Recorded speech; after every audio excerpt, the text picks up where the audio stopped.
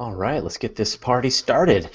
Hey everyone, my name is Fraser Cain. I am the publisher of Universe Today, and it is your weekly space hangout for Friday, April 10th, 2015. Yes, I'm looking down at my calendar as I try to remember what day it is. That is just how I roll.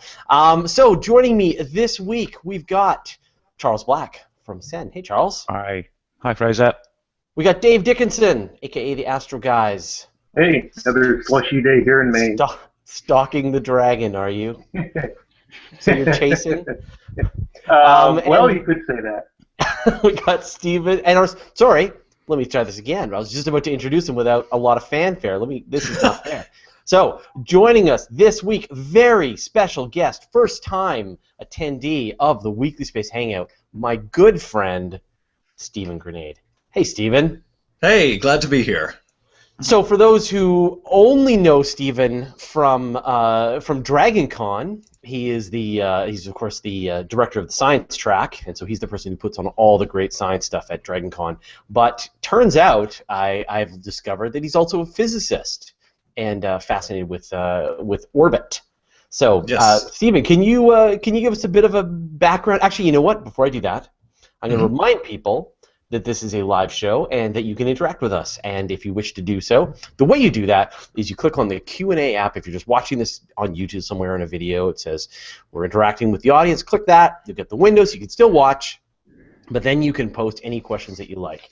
And just to prove it, to demonstrate, I'm going to say hello to Elad Avron, Jim Meeker, Ben Kalo, Bert Walters, Noel Ruppenthal, James Oliver, Guido Bieber, Matt Woods, Giselle Savarine, Andrew Planet, Tony Lynch, Richard Clark, Sev Dustbunny, and of course Nancy Graziano. Oh, and Michael Jobin. Man, everyone's here. Tom Nathy. Man, what a big crowd. So I'm going to say hi to all of you folks, and then and now I'm going to switch and we're going to talk to Stephen for a second before he joins us to talk about all the crazy space news that happened this week. So Stephen, why don't you tell people what you do? Sure.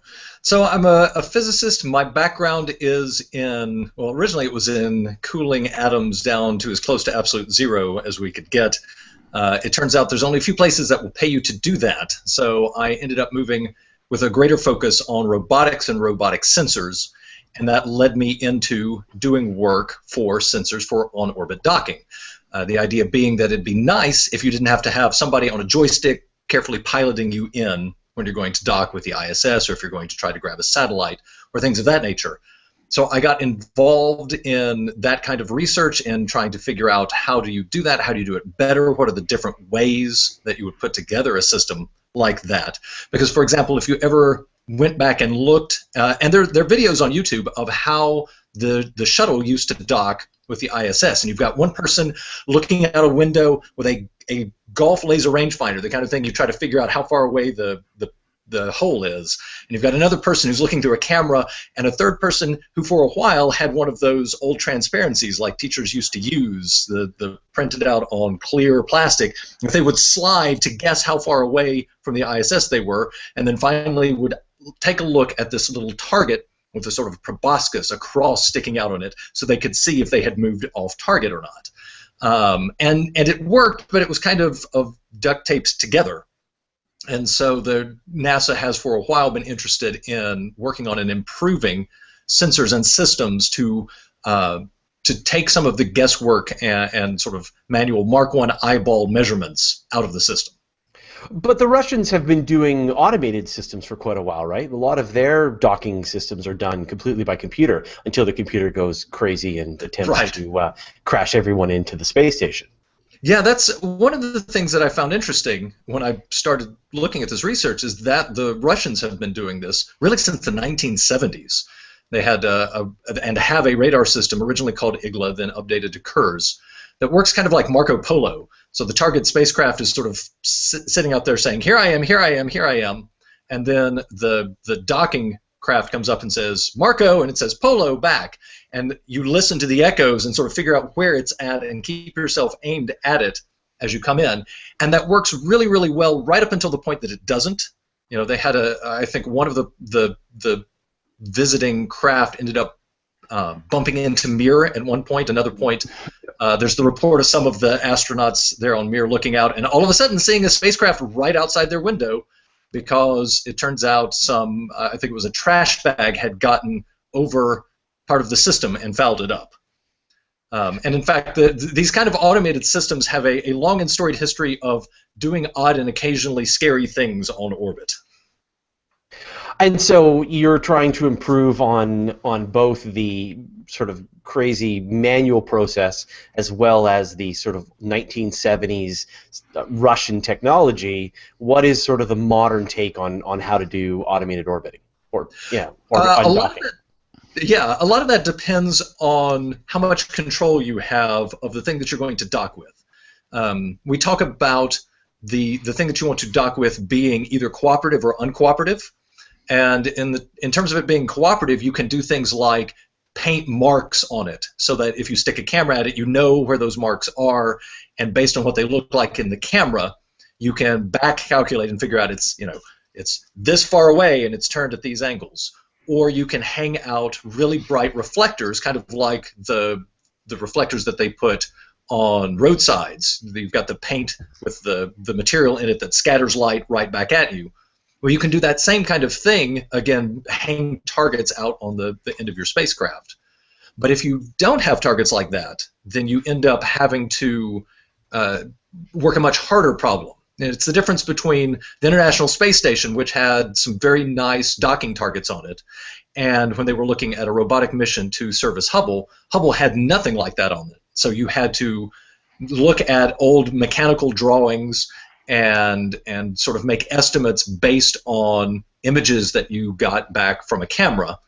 So you're looking for things like, where are known edges and sharp corners that you can look for and match to the mechanical drawing that you've got. And that's a much harder and much more finicky approach, but is the only thing that you can really do if you don't have full control over the thing that you want to grab. But it sounds like, as you say, if you don't have full control, you can imagine this big problem of space junk. This is going to be one of the situations that people are going to be dealing with. Is like, you don't want to send up astronauts every time to carefully pilot with their looking out the window, and to reach each chunk of spacecraft, you want to send up robotic spacecraft which are traveling, on orbit and are making modifications to their orbit to reach the junk, dock with them, grab onto them, deorbit them, whatever you need to do. Right. And that just has to happen time after time after time because it's a huge problem, right? Yes, absolutely. And you've got a lot of satellites that are up on orbit that were never designed to be docked with, but they're going to end up not being useful as their power sources run out. But if you could just get up there and swap out their power sources, if you could refurbish them in the same kind of way that Hubble has been refurbished, you could really do a lot to keep those satellites going and really cut down on the costs of having to keep sending up new replacement satellites while leaving the old ones in a sort of junky belt around the Earth. How well has the Kerbal Space Program prepared me for your job? I think it has prepared you excellently, because if your experience with Kerbal is anything like mine, it has prepared you for the abject terror of, I didn't plan for that, what are we going to do now?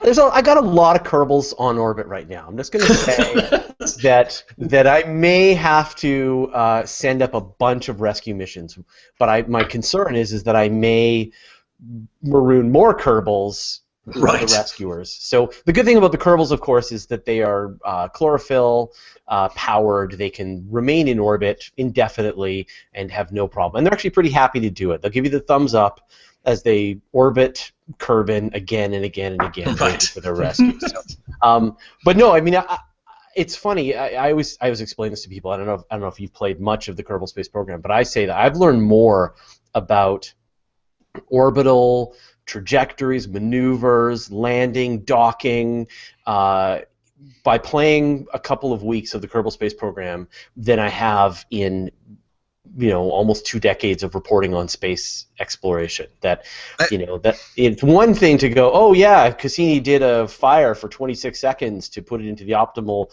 trajectory for reaching Saturn. It's another thing to see that window come towards you, to plot out your burn, and to actually make it.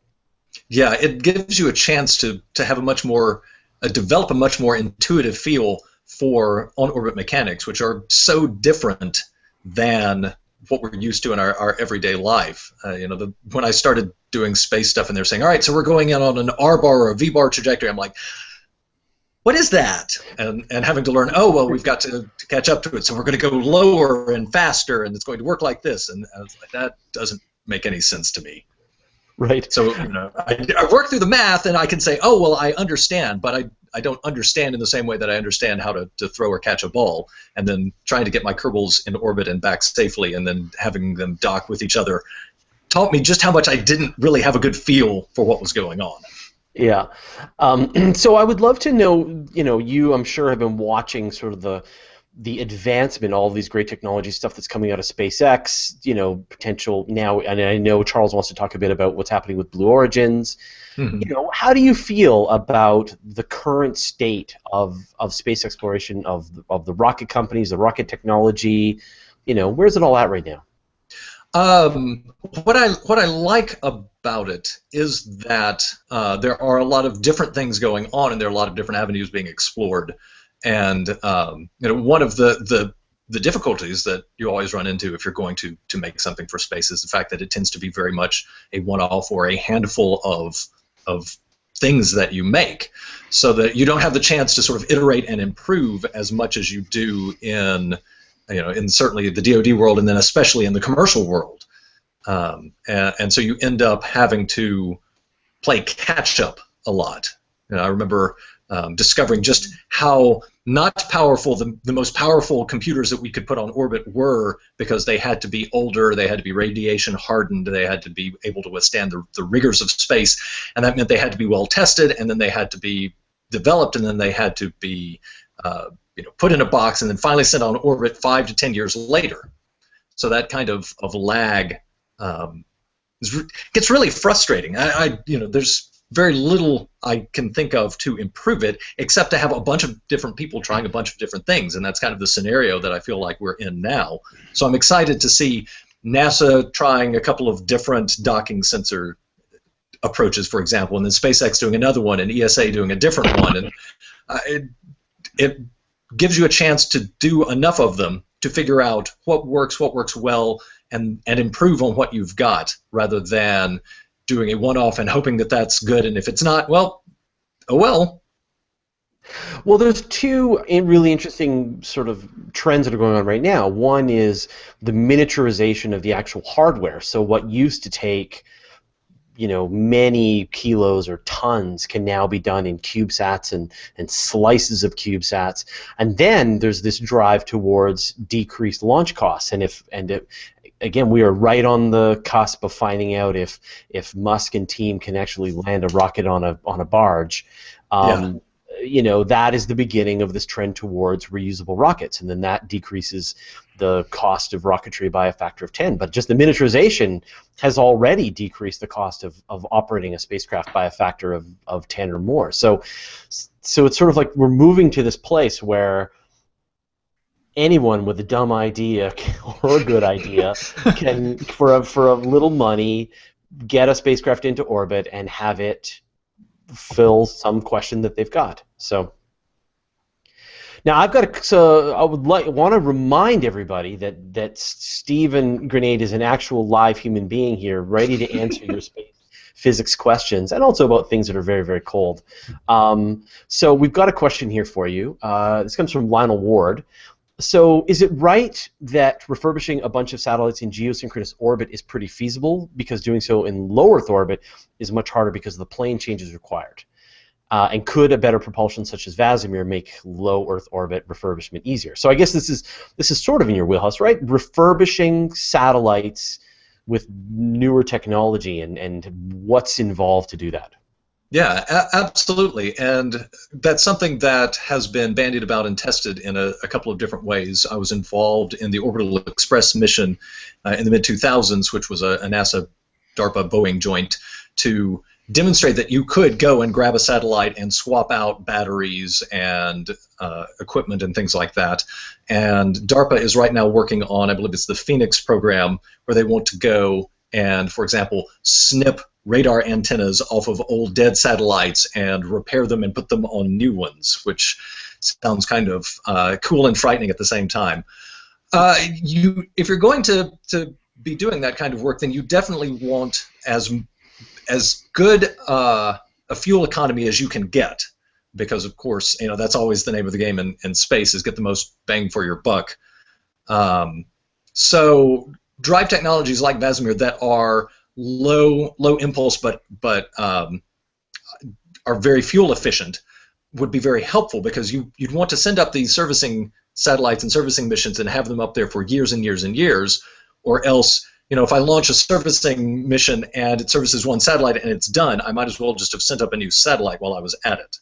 So I am not sure if there's a significant enough difference between doing it in GEO versus LEO, you know, except for in LEO you're probably going to be called upon while you're servicing to also do a lot of reboosts as the satellites slowly drag across the thin atmosphere up there and get lower and lower. But I think something like Vasimir that would be more fuel efficient would be great across the board for that kind of a mission. Right. So again, if anyone has any questions, we would love to throw them at Stephen. Yeah, so I guess with those kinds of technologies, the ion drive, with the Vasimir, any of those, it just makes life better. The more fuel you have, the more impulse you can create, the better it's going to work. Yeah. Okay, so this comes from Ignatiy Romanov Chergonsky. I was wondering if I would bring a laptop to low Earth orbit or further from the Earth, would it still work or get erratic because of cosmic rays? You're going to get some erratic behaviors. Now, I can't guarantee how much or how often, but one of the things that we always had to worry about were cosmic rays going through and causing single event upsets. So you flip a bit here or you flip a bit there, and all of a sudden things are not working the way that you expect. And we had to deal with that, number one, by getting radiation tolerant, because there's no such thing as a perfectly radiation hard computer, but you could get one that was tolerant to those kinds of faults, and that you could have several copies of the same program running and several copies of the same memory, all sort of voting, 3 or more, to say, I got this answer, I got this answer, I got something else. You need to do some checks, you may be wrong. So that was one of the things that we got to worry about. But there are laptops up on the International Space Station, and I guess being in low Earth orbit is different when you're within the magnetosphere, sure, being able to be protected by the Earth, as opposed to when you're, say, out on the Moon and you're wide open to the cosmic radiation. You mentioned. Oh, go ahead. Go ahead, David. I was going to say, you mentioned the Hubble Space Telescope. I know there was talk about a possible robotic repair mission. How complex would that be to do? Decently complex, but better since servicing mission 4. The talk in the mid-2000s was that they wanted a robotic mission, but Hubble was never designed for that. It didn't have targets. All of its access hatches were designed to be opened by primates with opposable thumbs. Yeah. So there was a lot of work done to figure out, could we do it? And the decision was, well, maybe, maybe not. So they did a crude servicing mission 4, and what they did is replace some of the hardware and put targets for robotic sensors on it so that it would be easier to do a robotic mission. And I know that there is a group up at Goddard led by Frank Ceppolina that is working this problem and has been trying out various techniques with an eye towards that kind of robotic servicing. Interesting. So we could get a robot to rip a handrail off if it needed to get where it needed to be. So. Yeah. Yeah. So we got a question here from Matt Woods. Could this research into sensors and systems for docking also be used to launch sections for a larger spacecraft and assembled in space without the need for humans until the craft is ready to go? For example, a human mission to Mars. So can you confirm or deny that you are then therefore working on a human mission to Mars? I actually can't deny that. I'm not working on a human mission to Mars. Okay. But that's one of the really neat things about this kind of technology that I find exciting, is that once you start to be able to make these kinds of measurements as to where you are with relation to other things, and able to provide the robotic smarts to act on that information, not only to dock, but you can station keep and stay at the same distance. You can do formation flying. You can hold position and make small adjustments until you're ready to pull all of this stuff together. I think that's huge. That lets you start to do a lot of these things without necessarily a bunch of people, a bunch of humans having to move everything around and make sure that it stays corralled. You can have it sort of auto-corralling itself. Right. I mean, there's this concept of a single stage to Mars, and you just put everything up on the top of the one big rocket and you just fire it just like we did with Apollo, but probably it's going to be a multi-stage thing where the parts are launched into orbit, they're assembled like the space station, and then the final spacecraft is taken off. And as you said, the more that you can just throw a bunch of pieces up into space and they all find each other and come together like Lego, the better, right? Yeah, absolutely. So I think we have time for one last question. This comes from Noel Rippenthal. Could we build a manned space station with a garage where a mechanic or electrician can refurbish satellites by hand? So space garage. You could.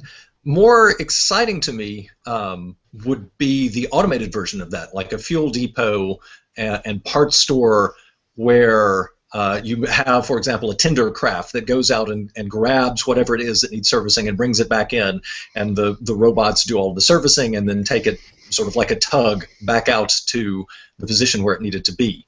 I would want to be on orbit, but the idea of sitting on orbit and then just sort of waiting around to fix things is less exciting to me. And people are pretty expensive to keep in orbit in terms of atmosphere and things like heating and cooling and food, whereas the robots we can abuse much more like Kerbals and just sort of leave them up there with less infrastructure to keep them running. The thing that you always run into with those kind of depot ideas is where do you put it to have the maximal coverage to be able to deal with as many satellites and craft as possible, because they're scattered in a bunch of different orbits, a bunch of different orbital angles and things like that. So it's not like they're all clustered around one place. You don't have the equivalent of a bunch of them sitting in a New York City location. They're everywhere. Yeah, and you don't want to put it necessarily in the place where everything is going to be, because then it might get hit. So you need to keep it out of the way, and then you need to sort of deal with all the fuel to bring things to it. So, okay, cool. So let's shift gears and sort of move on to the actual space news this week. But before we do, I just want to remind everybody two things. One, next week we're going to be having Amy Shiratitle, who, of course, is a longtime member of the Weekly Space Hangout folks, and but has been, I guess, busy writing a book, and so has now she's going to promote her book, and so she's back to join us. So that's how this works.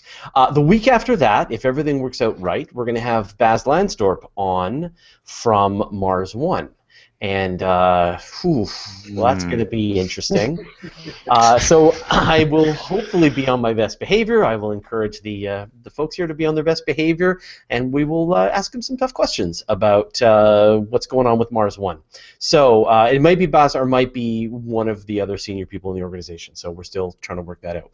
Now, isn't that cool that we've got these fantastic guests joining us for the Weekly Space Hangout? And this happens because of an amazing community, the WSH crew, which is on Google+. So if you go to Google+, or even just search for WSH crew in Google, you'll get this amazing community, which has a really hardcore team of people who are big fans of the show, and now are really acting as the executive producers of this show. We are just showing up and being there, interviewing the people they want and talking about the stories that they want to do. So it's a real pleasure working with them. So I highly recommend, if you're a fan of this show or if you're a fan of space in general, just go ahead and join them, WSH crew on Google+. Okay, let's move on. So let's talk about some space stories, which is, I think, why you're here. So first, Charles Black. We mentioned this already, and Blue Origins. Remember that company? Run by that guy with that river-named company? Anyway, what's going on? Well, a bit of background on commercial space. So we're aware of SpaceX. I think most people have heard of SpaceX, and they've built a rocket and their own engines, and they've been delivering cargo to the space station for a while. and they're also developing a crewed version of their Dragon spacecraft. And on Monday, when they go on their 6th cargo mission, they're going to try and land the first stage of the Falcon 9 rocket on a barge out in the ocean, which will be quite exciting. They nearly did it last time. But I wanted to talk about a company called Blue Origin, which has been very much in the background, working hard, but very low-key. Quite the opposite of SpaceX, which is extremely popular. It's very active on social media, and they do a lot to promote the work that they're doing. Blue Origin was founded by Jeff Bezos, who was the founder of Amazon, and that they did have they were part of the commercial crew development programs with NASA in the early days, but the space taxis got narrowed down just to be the Boeing CST-100 and the SpaceX Dragon. But Blue Origin, what they've announced this week is that they've finished testing an engine that they've built called the BE-3, and this engine is going to power a spaceship called the New Shepard, named after Alan Shepard, who was the first American in space. And what the strategy is there, which is quite interesting, is they are developing New Shepard as a suborbital craft first, and then they're going to make it an orbital craft. But the exciting thing about this rocket engine is that, like the Falcon 9, it's all about developing a reusable rocket. So from day one, the Blue Origin rocket is going to land on its legs on the ground using this engine. So I thought it was just worth raising awareness of that, because they're not they're quite secretive and low key on the PR, and they're just sort of getting on with it. But they're obviously quite well funded with the billionaire Jeff Bezos behind them, and so that was really the big news from Blue Origin this week. They're going to start test flights of New Shepard later this year, and they think they're going to start selling tickets for suborbital space trips in a couple of years. But unlike Virgin Galactic, again, a very different approach. Virgin Galactic has gone out there, they've sold the tickets whilst they're building the spacecraft. Blue Origin are going to build a spacecraft, test it, make it work, and then start selling tickets. So it's a different approach. And it's a different model, right? I mean, it's a rocket that's going to go up and then come back down, and as opposed to the Spaceship 2, which is more like an airplane and then detaches and takes off. So I think it would be a much different experience as well. Yeah, it'll be interesting to see how the pricing is going to compare as well. So at the moment we've got Virgin Galactic Spaceship 2, which, as you say, takes off like an aeroplane, goes into suborbital space, about 100 kilometers, hopefully, and then lands, and you get a couple of minutes of weightlessness, and that's currently priced at $250,000. The X-Core Aerospace are developing a space plane called Lynx, which again, that takes off on a runway. Unlike Virgin Galactic, it's not two separate ships, and X-Core Aerospace Lynx is just one professional astronaut and a passenger, and you're wearing a pressure suit, so you feel like an astronaut, and that just goes up and comes down. You don't get out of your seat, you're strapped in the whole time. And I think tickets for that are $100,000. So as you say, Fraser, Blue Origins is, because they're designing it to be launched on the top of a rocket, it will be a straight up, straight down. And when they say they're developing New Shepard as a suborbital, I presume that's a case of, right, they're just going to go up to sort of 100K at first, and then it'll land. It lands under a parachute, but then eventually, obviously, they'll fuel the rocket enough to send it all the way into orbit. So it'll be quite interesting to see where they come out with their pricing. And it carries 3 people. I think that obviously, I suppose one or two of those would have to be professional astronauts as well. So that might have a bearing on price. But the whole focus of Blue Origin from the start has been, just like Musk and SpaceX, is on reusability, and it's what you were talking about, Fraser, about lowering the costs and launch costs. And here is another company that within a couple of years will be landing a reusable rocket and have orbital flights. They say orbital flights by the end of the decade, so within 5 years. As well as Boeing CST-100, SpaceX Dragon, you're going to have Blue Origin, New Shepard. So there's 3 off the top of my head, commercial companies able to deliver people into orbit. Quite exciting. Yeah, it really is. It's been a real drought of methods of being able to get people into space, and now finally we're going to have a bunch all coming together at the same time. Yeah. Awesome. Oh, go ahead, David. Where is Blue Origin going to be conducting their launches out of? Do you know? I can check. From Texas, I think. Let me just. Oh, okay. Yeah, the test flights. Just checking my notes. Yeah, I was just thinking. I didn't know. I know of Spaceport America, where Virgin Galactic's going to be flying out of. I didn't know, and I think X-Corps is going off somewhere in the Caribbean, I believe. But, and I think SpaceX is setting up a facility in Texas as well. Okay. Yeah. That's interesting. I didn't know there was one. Yeah. And Blue Origins is based in Washington, of course, near Seattle. Yeah. So is it that's just why Alan Boyle always gets to get a chance to check out what they're up to. I was going to say, hopefully they're going to take some journalists up on those first flights. Yeah, that's it. It is. They've got Blue Origin have a facility in Texas, so that's where they're going to launch the test flights from, is what they've said. Okay, interesting.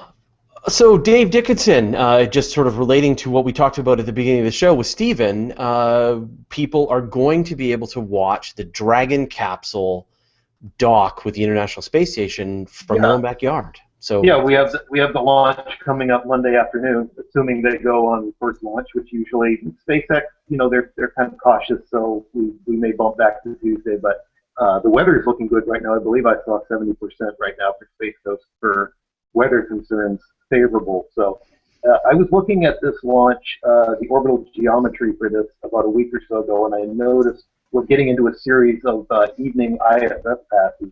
And if you're going to be able to see the International Space Station, the odds are pretty good you'll probably be able to see Dragon either in front or behind following along.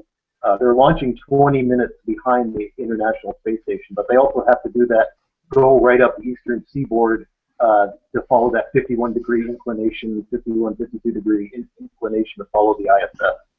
When I used to live down in Florida, you could actually tell when they were launching a payload, either SpaceX or the Space Shuttle, if they were going after the ISS versus which direction they headed, because if they were going out to the International Space Station, they follow that same profile right up the East Coast, and a lot of times you saw ISS passes right before.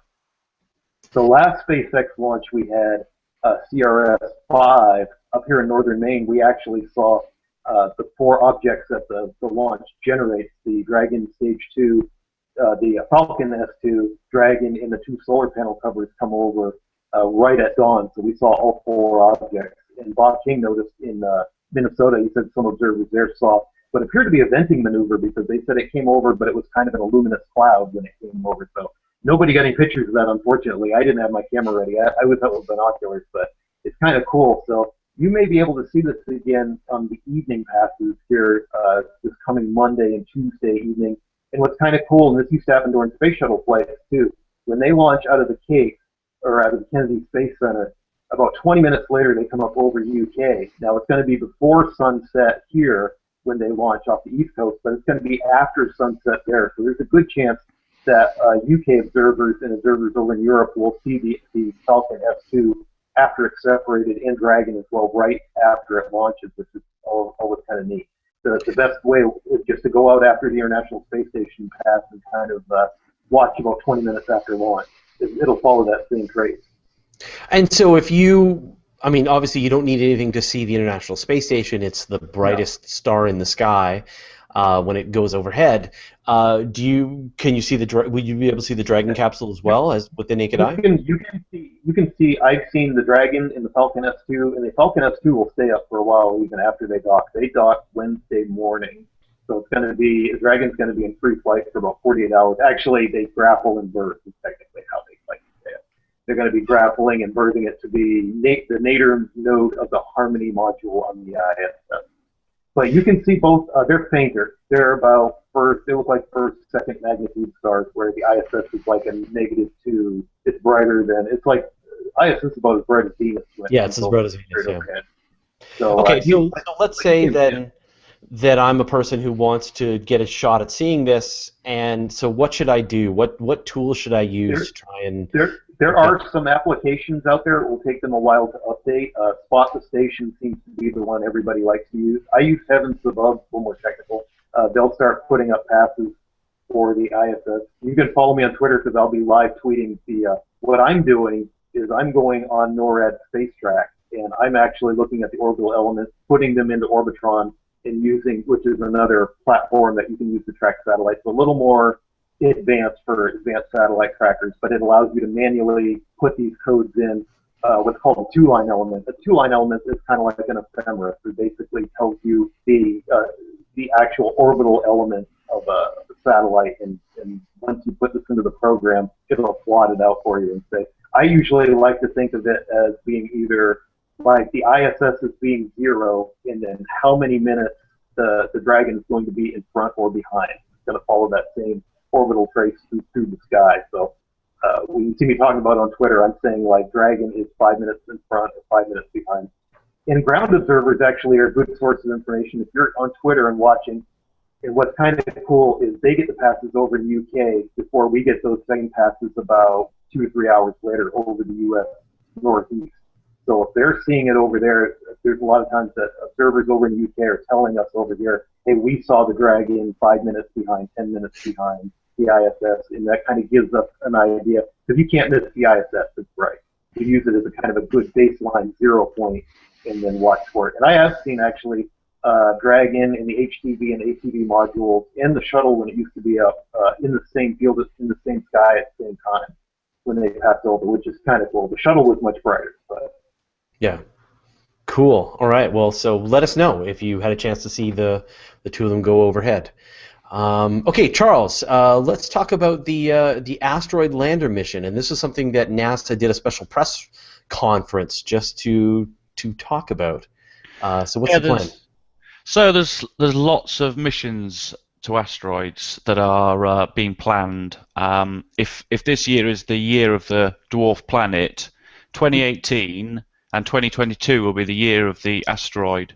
So in 2018 we've got the Japanese mission Hayabusa 2, which is another sample return mission to an asteroid, which is going to get there in 2018, and we've got the NASA OSIRIS-REx, which is also a sample return mission. So that's all in 2018.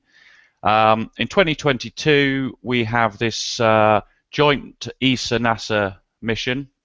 So the European Space Agency bit is called the Asteroid Impact Mission, not to be confused with NASA's Asteroid Redirect Mission ARM. So you got AIM and ARM, just to keep your acronyms correct.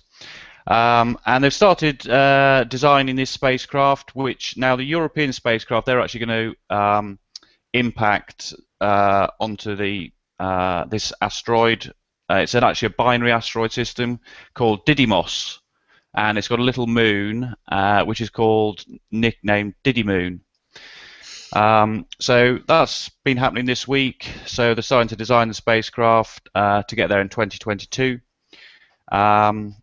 And yeah, and we've also got in 2022 as well, not to forget the NASA's Asteroid Redirect Mission, which is the one where they're going to, they announced recently they're going to grab a boulder off a big asteroid and take it back to a lunar orbit where it can be studied further. So we're basically doing everything. We're impacting asteroids, we're collecting samples from them, and we're grabbing bits of asteroid and moving them. So that's all going to happen over the next few years. So I think that's really exciting developments. Yeah, but is it going to happen? I mean, how many times have we heard these plans, right? We're going back to the moon. We're building new rockets. We're going to send humans to an asteroid. We're sending humans to the moon. We're sending humans to Mars. We're going to pick up an asteroid. We're going to put an asteroid in orbit around the moon. So where are we? And the length, and I think we talked a bit about this with Morgan last week.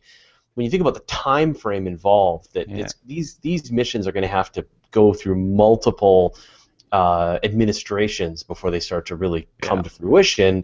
Will they stick through, and will they sort of maintain that persistence of vision over multiple administrations? So what do you think? Are they serious, or is this just sort of their next idea? Well, the one that you would have the most doubts about is probably the NASA's asteroid redirect mission, because there were various options. One of them was just picking up a small asteroid in a big net and sort of dragging it to lunar orbit, and they've gone for Plan B, which is actually to pick up a boulder, which is, I mean, it's still, I would imagine, incredibly ambitious technologically. You saw the amazing feat that European Space Agency did recently, late 2014, when they landed a probe, the Philae lander, on a comet. This is not just landing something on an asteroid. This is actually landing it and picking up a boulder and then launching back off the asteroid and heading back to the moon. So it is incredibly ambitious. But I'm a great believer in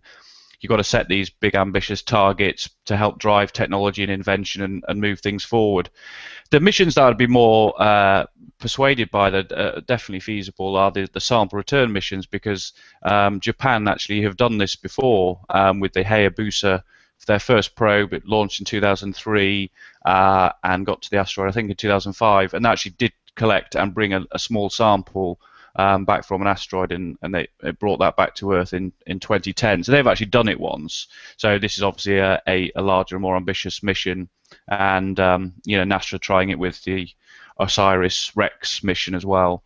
But I think, just trying to understand, I think, a little bit more about the asteroids and what they're made of. It'll be interesting to see as well what these, how the private companies that are planning to mine asteroids, like Deep Space Industries and Planetary Resources, how they're going to deal with this information, because presumably these are obviously government state missions, and they're going to presumably gather a lot of valuable information, which would be valuable particularly to these private enterprises that are planning on mining them as well. So you would think there's potentially a good source of getting some return on the investment on those missions if they can share some of that information. So, Stephen, would you consider an asteroid an uncooperative target? Very much so. I mean, that's why you send Bruce Willis against them. I think it's a pretty great idea. I mean, picking up a pretty big boulder, pulling it off an asteroid. I mean, you saw, as you said, Charles, with Philae, it was hard, and they lost it. So that just shows you it bounced like twice. The first time it bounced like a kilometer off the surface of the comet, and it landed in a way that they weren't able to communicate with it anymore. This is tough stuff, and they always say you dock with an asteroid, you don't land on it. Right. Yeah. Right. And so this is absolutely, Stephen. This is your future. You should be working in asteroid docking. I've had discussions with various pieces of NASA for years about things like asteroid sample returns and things like that, and it's absolutely right, because measuring where you are is really hard. Getting there and staying there is really hard, because you said you do have to dock with it. There's not enough gravity really to land. The lighting situation, the instability of the asteroid, all makes it a really, really tough problem. It'd be really nice if we could study them under more controlled circumstances. Yeah, and they're moving and potentially moving in 3 different axes at the same time. So it's not like you can easily line up. You've got this thing spinning, and there's no real easy way for you to find a place to dock with it. It's a real challenge. So the better we can get at doing this. So I vote. Let's do this. Yeah, and as Steve made a very valid point about Bruce Willis, because that's one of the whole point of these missions, is that we're trying to understand these asteroids and actually how could if one is set for an impact with Earth in the future, how actually are we going to deal with it? And maybe the big drill and splitting it in half like that is the way to go. But we should find out with all these missions that will help us formulate a plan. Perfect. Scariest environment imaginable. That's all he had to say. Scariest environment imaginable. That's about Armageddon. That's good. That's good. All right. So, Dave Dickinson, you are going to take a skeptical look at the lunar eclipse that we all enjoyed. Yeah, I thought after last week there was a lunar eclipse, of course, in the end of the first eclipse season of 2015. There was a lunar eclipse on April 4th. Blood moon, as people like to call it on the internet now. However, no zombie apocalypse happened or anything like that, so everything was fine in that regard. I thought I was done talking about eclipses until the next eclipse season, but then a story came around that I was like, this is actually interesting. There's actually something to this, and I actually learned a few things researching this too and talking to some experts. There was talk about whether this eclipse was actually total or not. A lot of observers, and there's a lot of talk on social media and on message boards for people that still haunt message boards about the moon looked very bright on one limb, and there was some discussion about this was a very short total eclipse. The Earth's shadow is almost 3 times the size of the moon at that distance, and the moon just went inside the shadow for the shortest period of time for this century at 4 minutes and some change. And I didn't actually get to see this eclipse here from Maine because the moon had set, so I watched it online. But I've watched a lot of time lapses and looked at a lot of photos that readers have sent into Universe Today, and it was extremely bright. And there was a lot of discussion about how we estimate the size of the Earth's shadow, and it's interesting to note that we don't really understand the Earth's shadow to the precision that you think we would. I mean, our own planet. There's an estimate, and I'm going to slaughter the French pronunciation of this. There's a convention they use to measure the Earth's shadow called the Charbonnier method, and there's another method that they use called the Dungeon method. And these actually, what they're doing is they're taking the Earth's shape. Now, the Earth it wouldn't be really a problem to estimate the size of the Earth if it didn't have in the shadow, if it didn't have an atmosphere. The atmosphere kind of gives the umbra, the inner core of the Earth's shadow, kind of a ragged edge. If you've ever tried to visually estimate the contact times of the Earth's umbra with the moon's orange totality, it's hard to do within really more than 5 or 10 minutes or so because of this ragged edge. If you get the deflection, of course, of light into the Earth's shadow, that causes the redness as you're getting all the sunsets of the Earth aimed at the moon at that time being refracted in. So I just thought it was interesting. I interviewed David Harold, one eclipse expert, and Michael Zeiler over at Eclipse Map. And technically, yes, this was a total lunar eclipse. What I get out of this is that mathematically, technically, it was a lunar eclipse.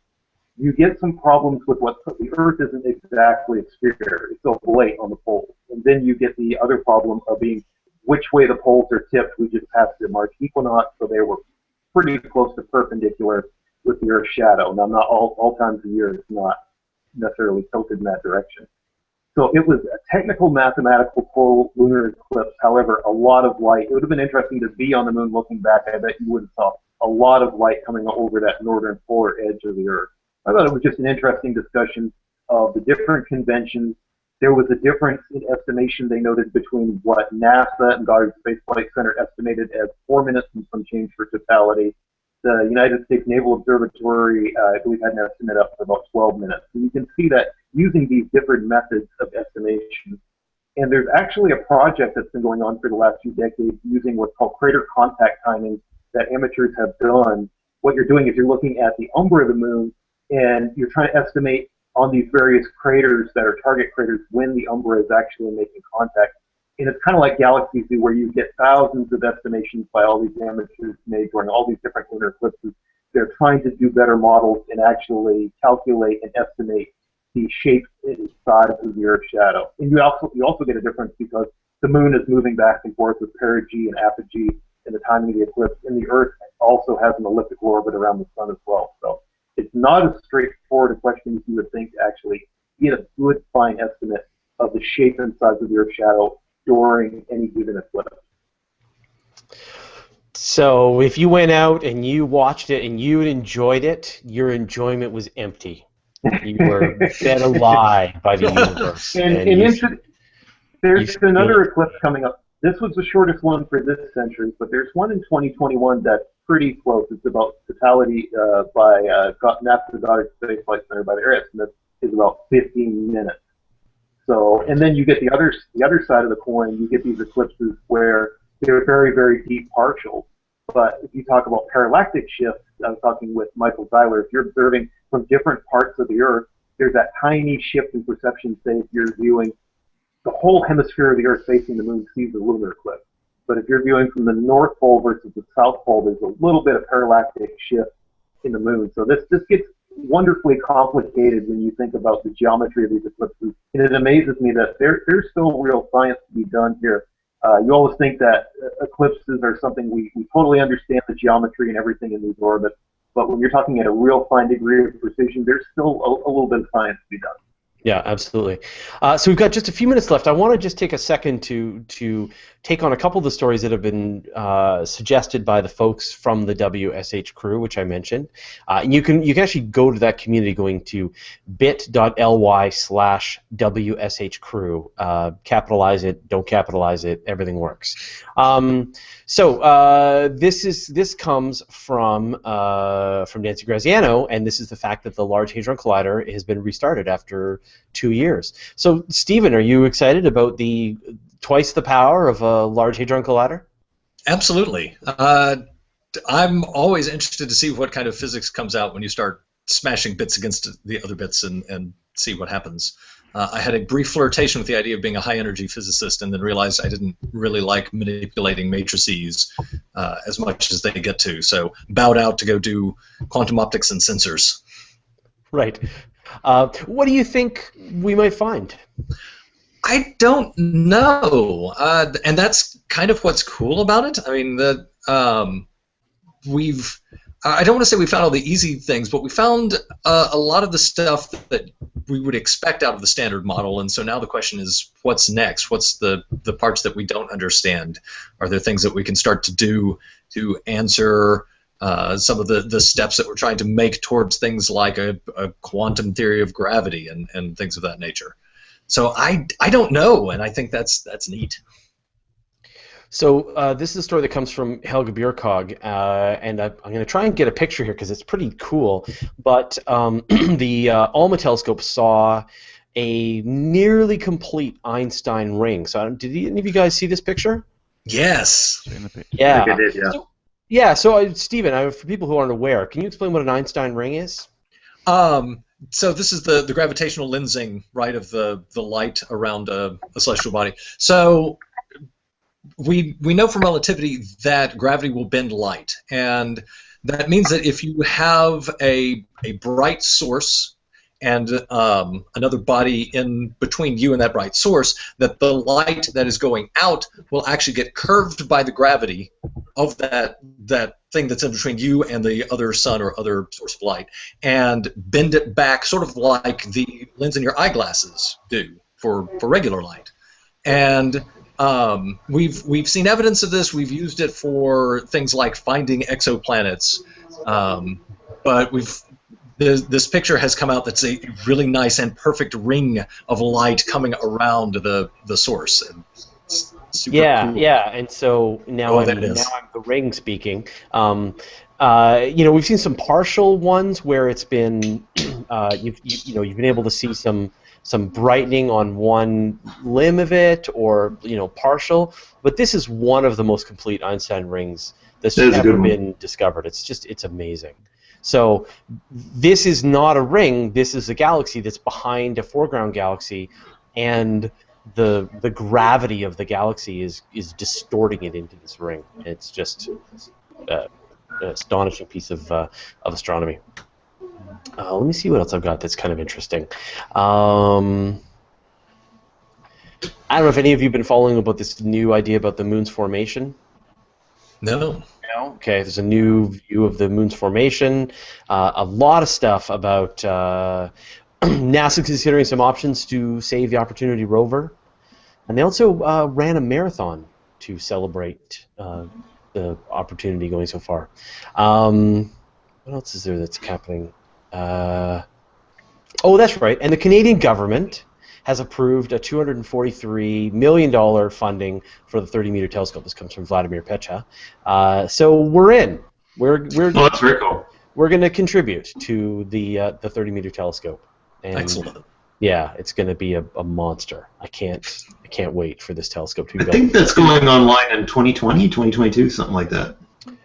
Yeah, I don't know. It's man, there's a lot of big telescopes coming up, like the LSST and the Great Giant Magellan Telescope. There's a lot of big scopes on the horizon.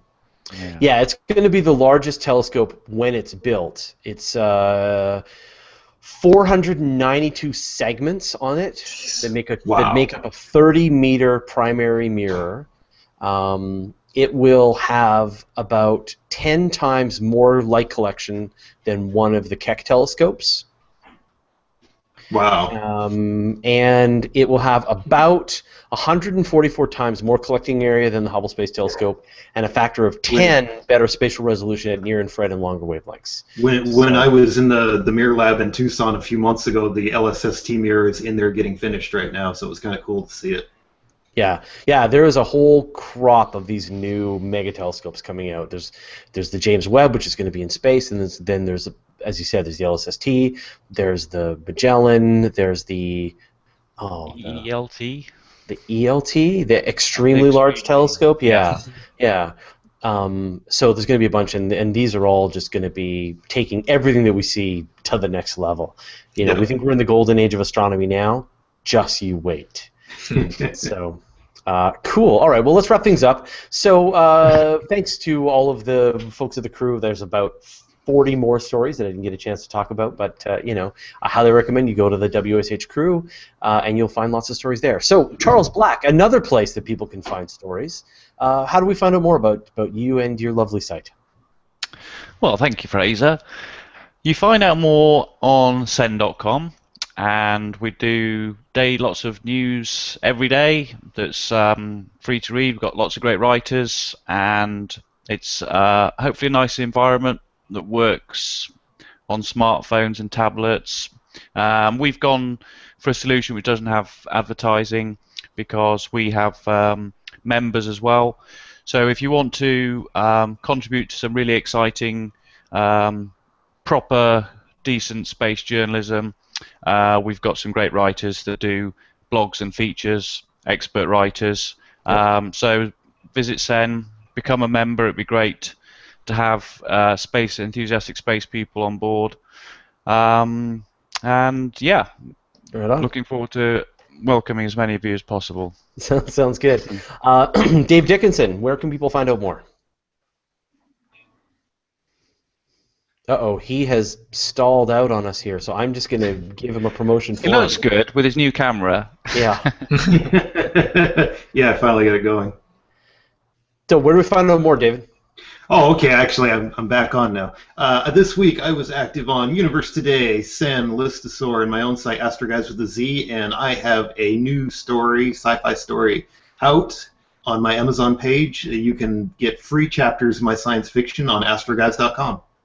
So I can go to astroguys.com and then I can find links to where I can purchase your science fiction. I'm doing the Andy Weir thing, and I'm giving it away for free. I'm giving away free chapters, and if you want to read more, you can click through to the. Unfortunately, Amazon won't let me give it away for free, but they're up there for 99 cents for full stories.